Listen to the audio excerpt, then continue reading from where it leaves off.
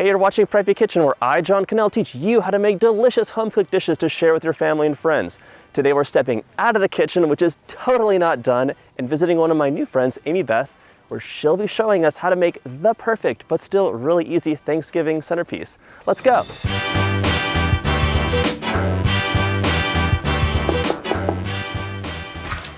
Hello. Hi, I'm Thank you so happy. much. Oh my gosh. This is my, sorry, I had to stop myself. I say good friend, but I was like, I don't want to get ahead of myself.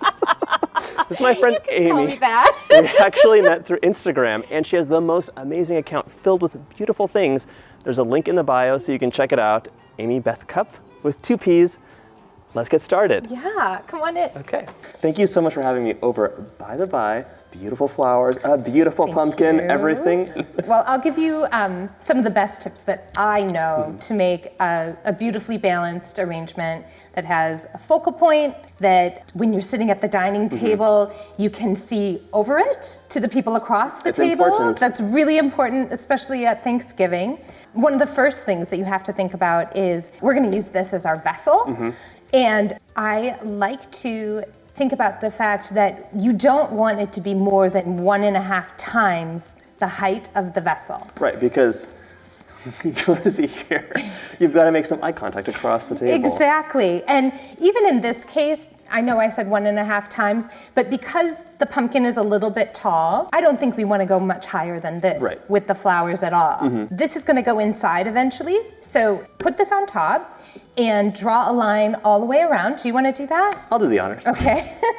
So we're basically making like a beautiful floral jack-o'-lantern. Yes, we are. That's going to give us the guideline of where we start carving, and then we'll take all the guts out of the inside of the pumpkin. So fun fact, I'm deathly afraid of cutting pumpkins.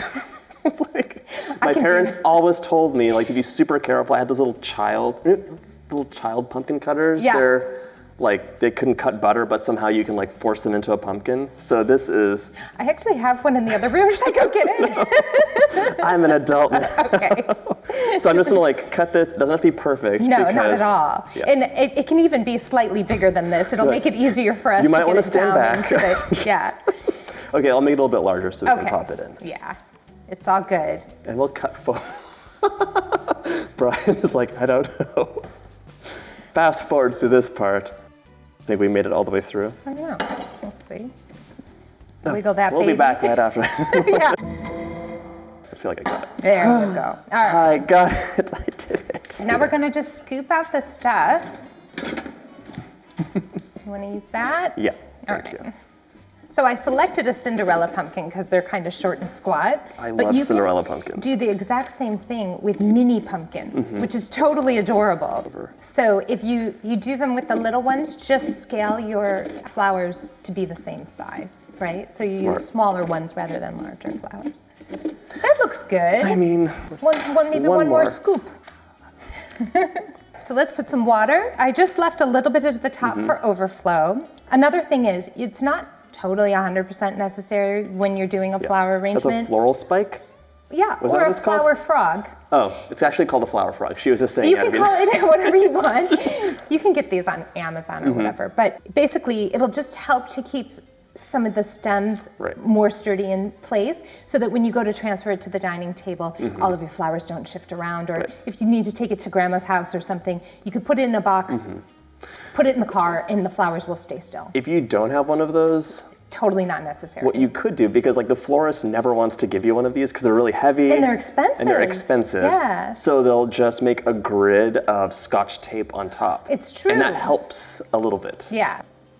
So I'm just going to stick it in there. And then take the vase. You're like, and you fail. You told me it was cut open. There we go. Okay. See, there it is. All right, so the trick here, when you're first starting a flower arrangement, is to use your woodiest stems first. This is called 9-bar, and you'll see it's very tough, and it will basically give you a structure from what to put the more delicate flowers in, right? I almost went into the field and cut some flowers because there's really pretty yellow flowers all over the place. A little autumnal. However, I was like, maybe they're full of ticks. Oh yeah.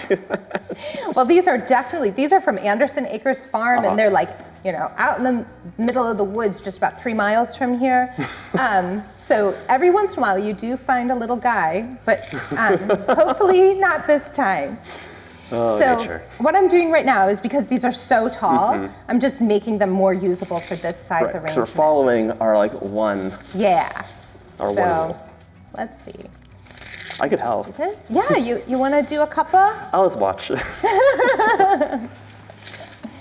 All right, so that's probably good. That looks so nice already. That does look nice, but I'm just going to take a little bit more off so that really the last leaf is right at the lip of where the pumpkin starts. And we're going to make like a little nest.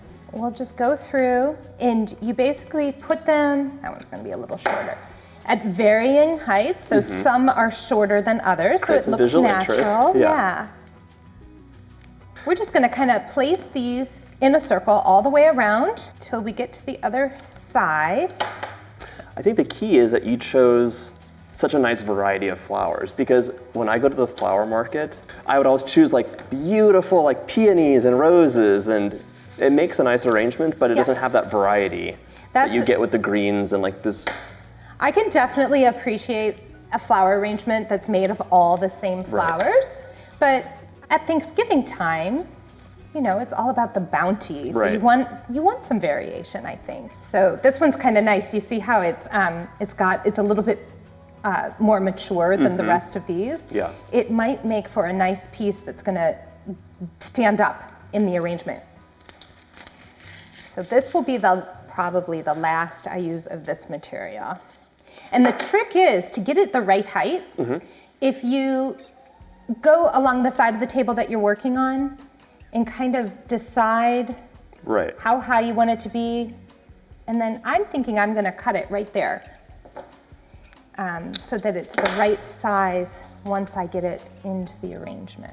There we go. Okay, so now we've got this really nice, full, beautiful, it's up high, it's down low. You have our structure. A structure, exactly. That is the word I'm looking for. Since this is going to be viewed in the round, I want to do 2 different focal points. Okay. And I'm going to pick them opposite one another. So we'll put one low over here and one low over here. And the perfect thing to do dahlias. that with. Oh my gosh. Isn't that delicious? I'm going to just cut off the stem on an angle so it can continue to drink water. Oh, those colors are very seductive. It's going to be beautiful. And then we'll do one more. And then my third dahlia that's the same color, we're going to try and get it to land right about there. Okay. So that it will go this way across the arrangement. And odd numbers, I think, always are better than even. This is when it comes handy to have this flower frog down there, because it holds the flower up even though I don't have stems holding it currently. So I'm going to pull the leaves off of this guy. This is amaranth, it's called. Oh. So I'm going to do the same kind of idea where I've got these guys going this way across, and I'm going to put... So fall. Then I'm going to make this guy be kind of tall right here. Is that amaranth too? This is also the amaranth. I have it in burgundy and I have it in this gold color today. And then I'm going to do a third one over on this side. Hopefully I'll get one that's kind of that shape. They're going to be rich in flowers. I tell you what, there's nothing better than working with flowers, and they're such a nice gift. People like them when they're happy, they like them when they're sad. It's also like working with food where it's very tactile and it's all the senses working together. For sure. And it also kind of focuses you on something. Let's get some of these guys in here now. These are also dahlia. One over here to kind of get this orange color. And we'll do kind of a low one also on this side. So we have a fourth golden dahlia going in here. Yeah, and you see there's like a nice little empty spot right in here that we want to fill.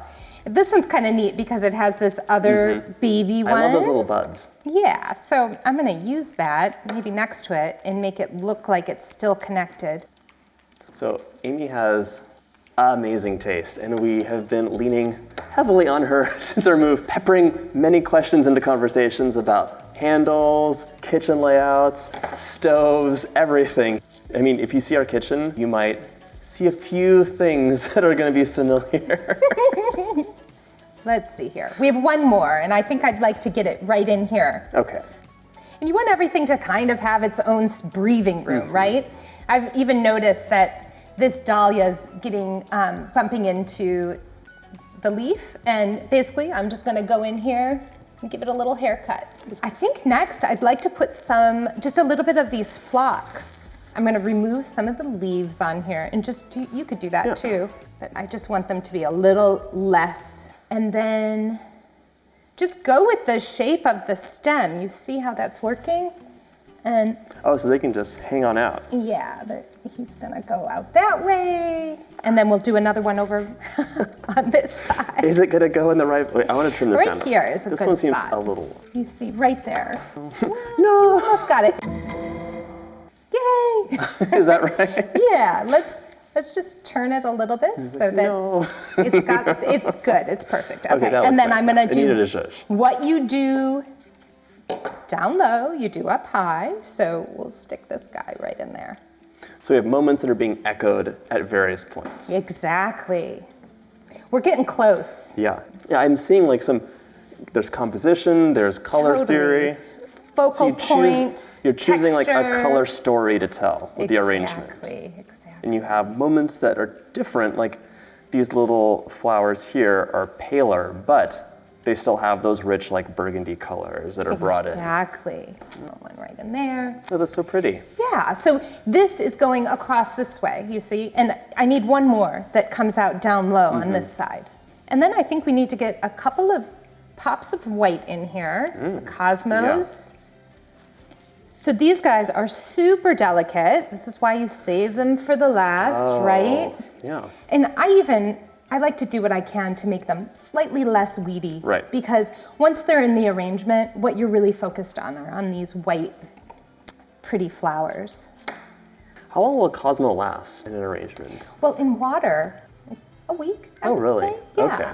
Don't let any of the leaves hit the water. Because they get all moldy? Yeah, it forms like a bacteria, it starts to smell, and then all the flowers go like this. So you really don't want any leaves inside the water. We're getting so close here, I can taste it. Yeah, I am like mesmerized. I'm sure there's like flower arranging channels because it's so relaxing to watch. And do you think we're missing anything? Tell me where. One last one, and then we're done. I would like to see a little more of this peach right in there. And then we're ready to go fry the turkey. That's it. I mean, what do you think? I think you're very talented. And I'm so appreciative that you let us come here and film this. I'm so glad that you came. Oh my gosh, I'm gonna be practicing at home now and let things breathe, choose a palette. Yep. And I guess just have fun with it. Have fun. Right. And even if the flowers weren't this good, it would still be like a nice thing to do, and you know, practice makes perfect. Exactly. I'm trying to set you up for coming over to dinner and seeing a really janky flower arrangement. They'll be perfect. Thanks. That's the spirit. If you missed my We Moved video, click up over here and see what happened in my life that I am now in the country among beautiful places like this. Thanks so much for watching, and I'll see you in the next video.